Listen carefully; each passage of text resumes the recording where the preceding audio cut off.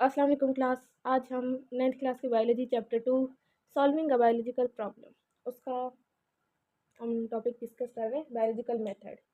तो biological method में कोई भी अगर प्रॉब्लम वगैरह आ जाए तो ये एक ऐसा मेथड है जिसके थ्रू हम जिसको स्टेप्स को फॉलो कर कर जिसको प्रॉब्लम का हम सॉल्यूशन निकाल सकते हैं। सो आज हम बात करेंगे उसके स्टेप्स के बारे में। तो सबसे पहला स्टेप क्या है? Step number 1 is observation.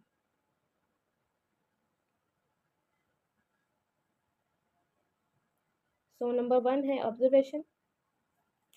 Observation क्या है? कोई भी बायोलॉजिकल प्रॉब्लम हो ना, उसका सॉल्यूशन स्टार्ट होता है ऑब्जर्वेशन से। कोई भी बायोलॉजिकल प्रॉब्लम हो तो उसका जो सबसे पहले हम सॉल्यूशन निकालेंगे तो वो स्टार्ट करेंगे हम वो ऑब्जर्वेशन से।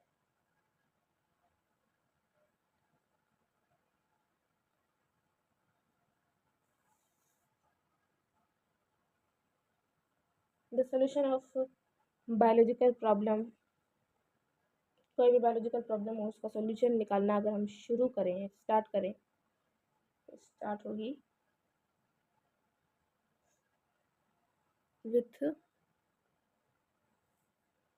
ऑब्जर्वेशन। ऑब्जर्वेशन के साथ स्टार्ट होगी, ये सबसे पहला स्टेप होता है। ऑब्जर्वेशन अगर हम करना चाहें तो वो किसी भी चीज़ के ऊपर हो सकती है। इसकी अगर हम सिंपल डेफिनेशन देखें, सिंपल डेफिनेशन है an observation is a statement. कि ऑब्जर्वेशन है एक statement, statement of knowledge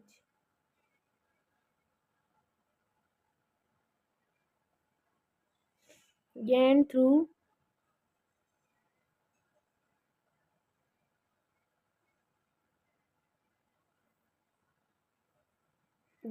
the senses. मतलब अब क्या है कि एक ये वो नॉलेज है जिसको हम गेन करते हैं। मतलब हम एक स्टेटमेंट देंगे, सबसे पहले जो हमें स्टेटमेंट देनी होगी ना, ये उसके बारे में हम उसको एक नॉलेज इकट्ठी करते हैं, ऑब्जर्व करते हैं, ऑब्जर्वेशन करते हैं उसके बारे में। अब जो ये नॉलेज गेन करते हैं ना, वो सेंसेस के थ्रू करते हैं। अब कौन कौन सी नंबर 1 पे आती है? या तो हम क्वालिटेटिव सेंस पर गेन करेंगे, या तो हम क्वालिटेटिव सेंस पर गेन करेंगे, और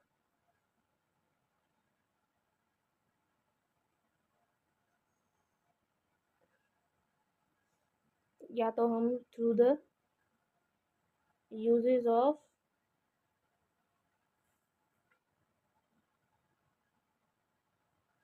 साइंटिफिक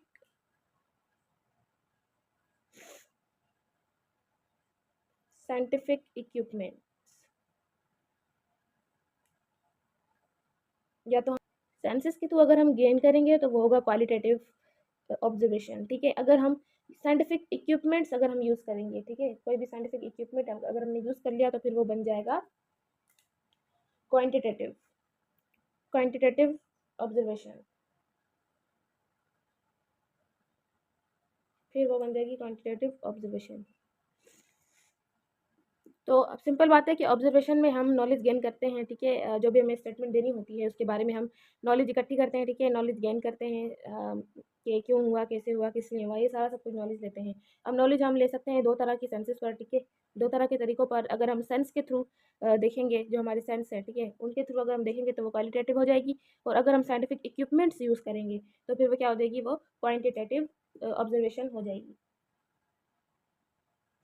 अब थोड़ा इन क्वालिटेटिव और क्वांटिटेटिव को थोड़ा एक्सप्लेन करके थोड़ा मज़ीद देखते हैं कि ये है क्या। अगर सबसे पहले हम बात करें क्वालिटेटिव की, तो यहाँ पर क्या है कि जो डेटा होती है ना, वो रिफर्स करती है टू ऑब्जर्व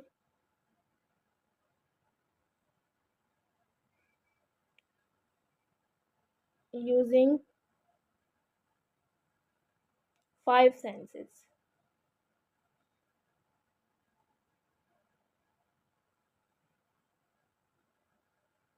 मतलब अगर हम यहाँ पर डेटा ऑब्जर्व करेंगे, ठीक है, डेटा कलेक्ट करेंगे, तो यहाँ पर क्या है कि हम अपने 5 सेंस यूज़ कर सकते हैं, क्योंकि हमें through the senses data collect करनी होती है। अगर हम क्वालिटेटिव में डेटा कलेक्ट करेंगे तो उसका एग्जांपल यही है कि हमारे जो 5 सेंस हैं उसके थ्रू हम डेटा कलेक्ट कर सकते हैं, मतलब 5 सेंसेस के थ्रू डेटा कलेक्ट करते हैं। सबसे पहले अगर हम एग्जांपल देख लें तो क्या है, साइट विजन, ये दिखने में कैसा है,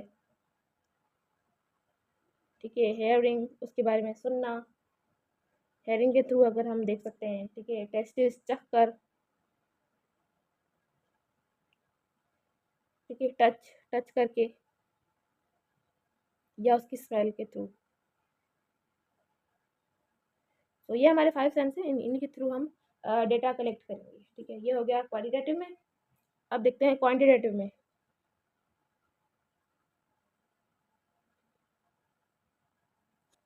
अब यहाँ पर क्या है कि जो डेटा है वो रिफर्स करती है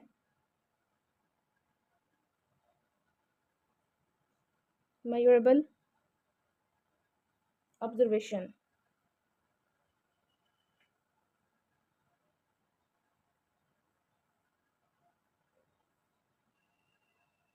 टू फॉर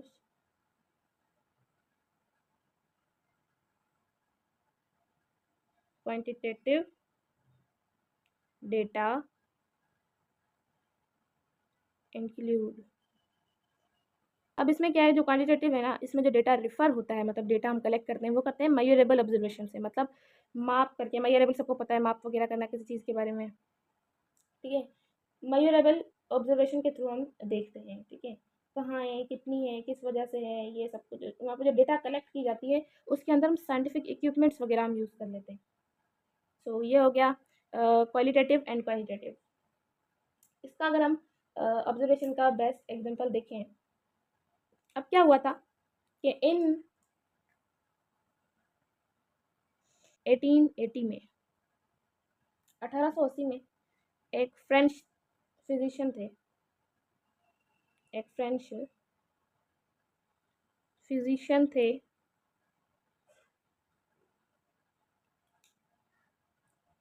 जिनका नाम है लावरेन, ठीक है। उन्होंने क्या किया था कि उन्होंने स्टडी किया था मलेरिया के पेशेंट्स के ऊपर, ठीक है, अंडर द माइक्रोस्कोप स्टडी किया था। मतलब सारे ब्लड सैंपल्स लिए थे मलेरिया पेशेंट के, ठीक है। फिर उन्होंने माइक्रोस्कोप के नीचे ऑब्जर्व किया तो उनको नीचे कुछ टाइनी पार्टिकल्स नज़र आए। तो उन्होंने कहा कि जो ये ब्लड के अंदर जो टाइनी पार्टिकल्स हैं ये क्या है, ये प्लाज्मोडियम है, प्लाज्मोडियम है, यही वजह बनती है मलेरिया पेशेंट्स की। तो इन्होंने क्या किया था, इन्होंने किया था, स्टडी की थी, ठीक है। इन्होंने स्टडी की थी, किस पर की थी, स्टडी की थी blood sample of malaria patient under microscope, microscope के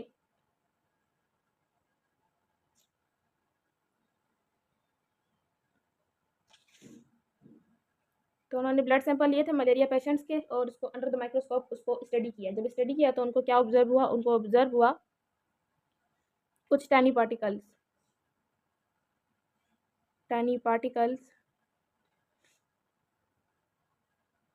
या टाइनी क्रिएचर्स उसमें इनको दिखाई दिए। तो इन्होंने क्या किया, उसको नेम दे दिया, नेम एज, क्या नेम दिया था, नेम दिया था, नेम उन्होंने दे दिया कि प्लाज्मोडियम। प्लाज्मोडियम, अब ये इनकी हो गई ऑब्जर्वेशन, इन्होंने किया ऑब्जर्वेशन और बता दिया कि प्लाज्मोडियम के वजह से ही लोगों को मलेरिया की बीमारी होती है। अब ऑब्जर्वेशन तो हो गया कंप्लीट। ऑब्जर्वेशन के बाद सेकंड स्टेप क्या आता है, ऑब्जर्वेशन के बाद आता है हाइपोथेसिस। ऑब्जर्वेशन के बाद आता है हाइपोथेसिस। अब हाइपोथेसिस को बोला जाता है कि ये क्या है, ये है की कंपोनेंट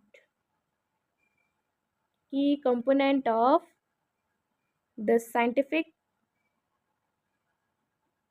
process। मतलब ये की कंपोनेंट है। अगर हम इसको डिफाइन करें, इसका अगर हम डेफिनेशन देखें तो इसको डिफाइन किया जाता है the intelligent gases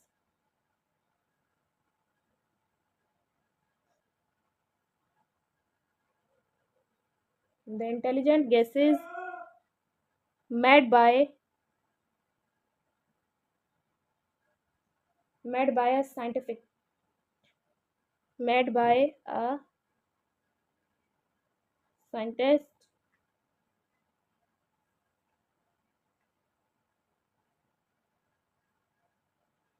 in the form of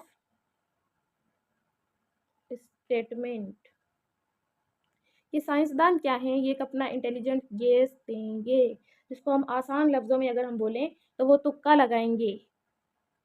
लगाएंगे किस फॉर्म में, एक स्टेटमेंट की फॉर्म में। मतलब वो अपनी एक स्टेटमेंट देंगे, और जो स्टेटमेंट होगी ना, जो स्टेटमेंट होगी वो होनी चाहिए testable, which must be testable.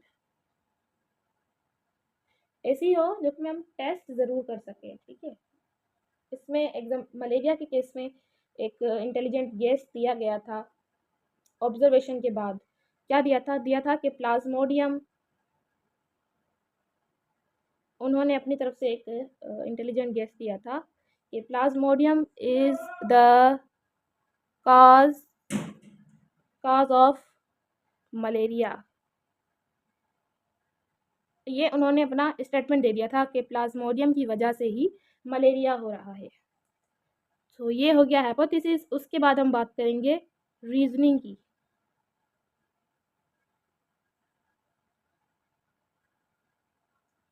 Reasoning क्या है, अगर इसको हम सिंपल देखें, रीजनिंग वो प्रोसेस है। बेस्ट एग्जांपल, अगर हम हमारे दोस्त ने कोई चीज़ ख़रीद की है, ठीक है, कोई साइकिल वगैरह या फिर कुछ भी ली है किसी भी छोटे बच्चे की, तो वह घर आकर क्या है अपने पेरेंट्स को बोलेगा कि मेरे दोस्त ने भी ली है तो लिहाजा आप मुझे भी दिलाएं। तो उसके पेरेंट्स पलट कर क्या जवाब देंगे, क्यों, ठीक है। जो इस टाइप की क्वेश्चनिंग वगैरह होती है ना, इस टाइप के जवाब, उनको हम क्या बोलते हैं रीजनिंग। अब जो बायोलॉजिस्ट होते हैं वो इंफॉर्मेशन जितनी भी होती है कलेक्ट करते हैं और हाइपोथेसिस फार्मूले के हिसाब से हाइपोथेसिस पे आते हैं, फिर बाद में उनको मिलता है एक रीजनिंग प्रोसेस, ठीक है। अब जो रीजनिंग होती है ना, रीजनिंग होती है दो तरह से। एक होती है इंडक्टिव,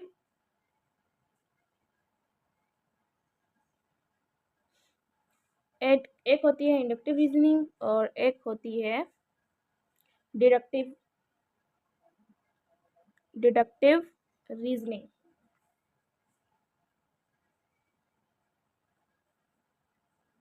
ओके, तो अब हम बात करेंगे इस इंडक्टिव और डिडक्टिव रीजनिंग के बारे में। पहले देख लेते हैं इंडक्टिव को, ठीक है। अब इंडक्टिव में क्या होता है कि इंसान स्पेसिफिक टू जर्नल जाता है। मतलब इंडक्टिव में इंसान स्पेसिफिक टू जर्नल जाता है, और डिडक्टिव में क्या होता है, डिडक्टिव में इंसान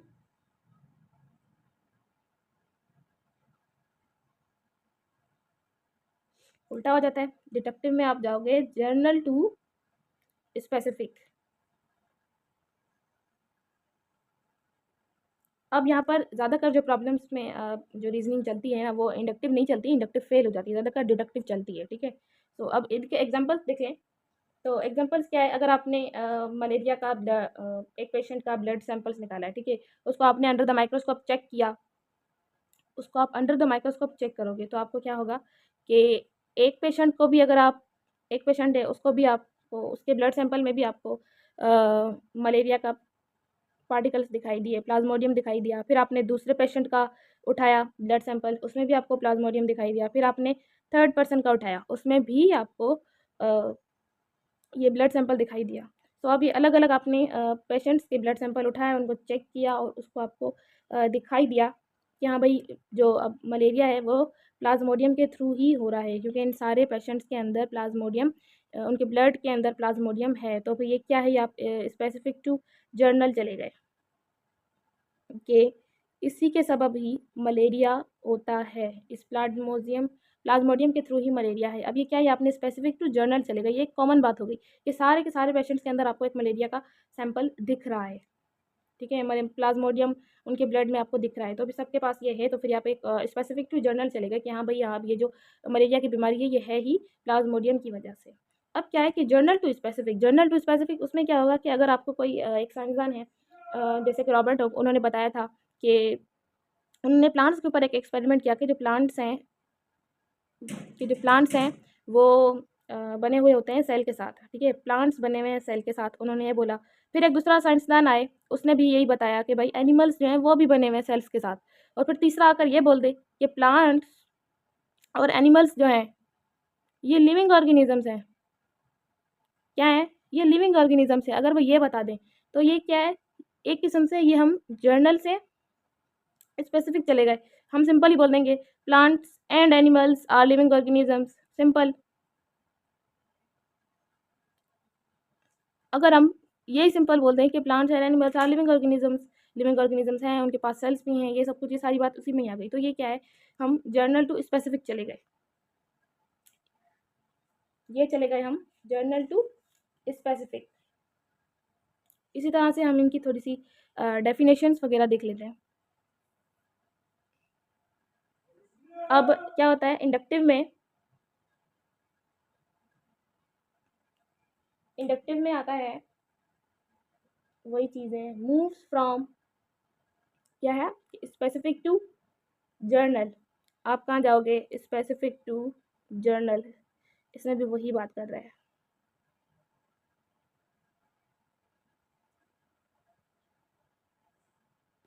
अगर हम यहाँ एग्जांपल देख लें तो यहाँ पर क्या आएगा, इधर यहाँ पर आपकी बुक में दिया हुआ है कि shark is a fish, shark is a fish, ये इसने दिया है स्पेसिफिक, ठीक है, कि शार्क इज अ फिश, जो शार्क है वो एक फिश है। अगर जर्नल में हम बात करने पे आए तो ये भी हम कह सकते हैं कि all fishes have scales,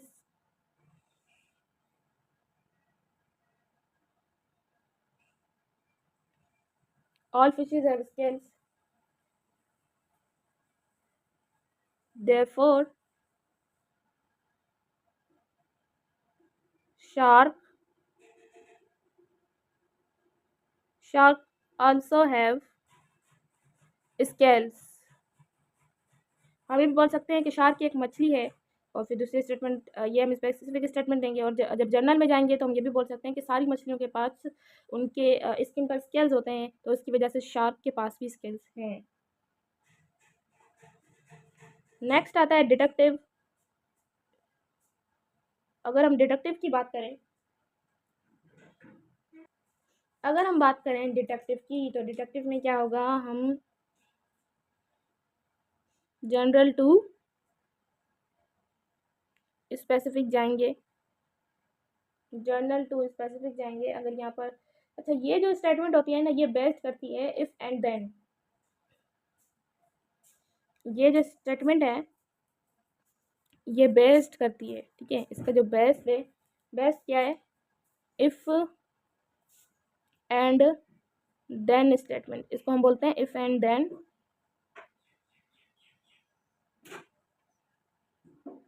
if and then statement इसको हम बोलते हैं। जैसे कि हम इसका देख सकते हैं कि मलेरिया में इसका डिडक्टिव रीजनिंग क्या थी, या मलेरिया में क्या थी, इन्होंने बोला था कि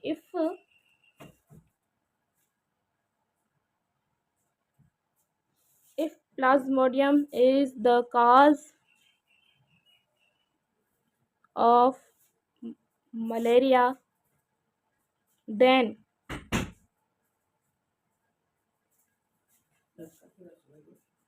if the plasmodium is the cause of malaria, then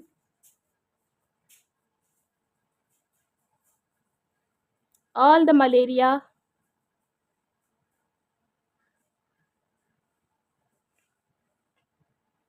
all the malaria patient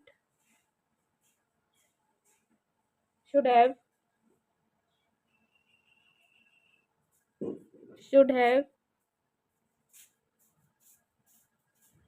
plasmodium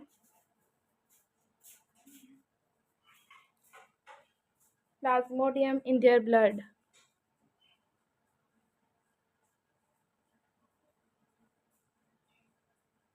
ये वही स्टेटमेंट है इफ़ एंड देन वाली, मैंने आपको कहा ये इसमें ये जो बेस करती है ना, ये इफ़ एंड देन स्टेटमेंट पे करती है। यहाँ पर एग्जांपल दिया गया कि if Plasmodium is the cause of malaria, कि अगर प्लाज्मोडियम ही वजह है मलेरिया की, तो फिर क्या है, then the all malaria patient should have plasmodium in their blood, फिर सारे जितने भी मलेरिया के पेशेंट होंगे उनके ब्लड में प्लाज्मोडियम ज़रूर होगा।